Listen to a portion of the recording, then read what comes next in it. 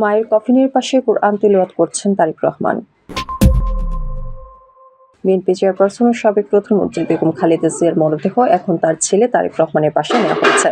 মরদেহ পৌঁছানোর সময় বিএনপি ভারপ্রাপ্ত চেয়ারম্যান তারেক রহমান মায়ের পাশে বসে তিলাওয়াত করেন। সকাল 9:15টার দিকে ছেলের বাসায় পৌঁছালে নেতাকর্মী ও পরিবারের সদস্যরা তাকে শেষবারের মতো শ্রদ্ধা জানান।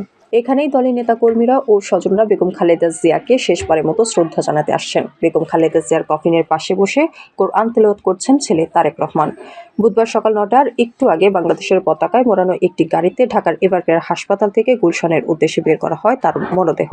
এরপর নেওয়া হয় গুলশানে তারেক রহমানের বাসায়। সেখানে তারেক রহমানের সঙ্গে রয়েছেন তার কন্যা জাইমা রহমান সহ পরিবারের অন্য সদস্যরা, রয়েছেন বিএনপি নেতাকর্মীরা। জাতীয় সংসদ ভবনের পাশে জিয়া উদ্যানে অবস্থিত শহীদ প্রেসিডেন্ট জিয়াউর রহমানের কবরের ঠিক পূর্ব পাশে সমাহিত হবেন সাবেক প্রধানমন্ত্রী ও বিএনপি চেয়ারপারসন বেগম খালেদা জিয়া। গণপূর্ত অধিদপ্তরের প্রধান প্রকৌশলী মোহাম্মদ খালিকুজ্জামান চৌধুরী সাংবাদিকদের এই তথ্য নিশ্চিত করেছেন। তিনি বলেন যে স্থাপত্য প্রকৌশল সংস্থা শহীদ প্রেসিডেন্ট জিয়াউর রহমানের মাজারে আর্কিটেক্টের কাজ করেছিল, সেই সংস্থাকে দিয়ে এবার বেগম খালেদা জিয়ার কবর খোঁড়ানো ও বাঁধাই করা হচ্ছে, যাতে মূল নকশায় কোনো ধরনের পরিবর্তন আসে। বসত আর্কিটেক্ট প্রকৌশলী সংস্থার প্রধান প্রকৌশলী মাসুদুর রহমান জানান, তারা 2002 সালে জাতীয় সংসদ ভবনের পাশে জিয়া উদ্যানের এই সমাধিটি নতুনভাবে সংস্কার করেন, যেখানে একটি অতি সুন্দর ব্রিজ নির্মাণ সহ শহীদ প্রেসিডেন্ট জিয়াউর রহমানের সমাধি ও সমাধি প্রাঙ্গণ ফুটিয়ে তোলা হয়। এখন সেই সুন্দর স্থাপনার অবয়ব ঠিক রেখে শহীদ জিয়ার কবরের ঠিক পূর্ব পাশে বেগম জিয়াকে সমাহিত করা হবে।